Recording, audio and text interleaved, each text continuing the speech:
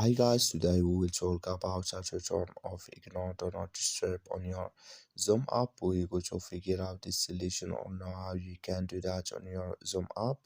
So all you have to do, so you just go down, you click here on more down here.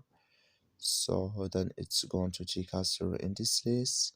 Then all you have to do now, you just go down here.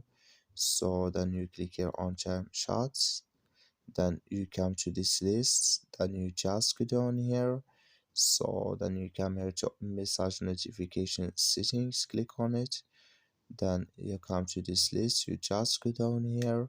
So then you come here to ignore do not disturb, click in this sign of this color, and like you see color it's gone, that's mean ignore do not disturb, it's some off now. That's all you have to do. Thank you for watching. Don't forget to support us by liking, subscribe.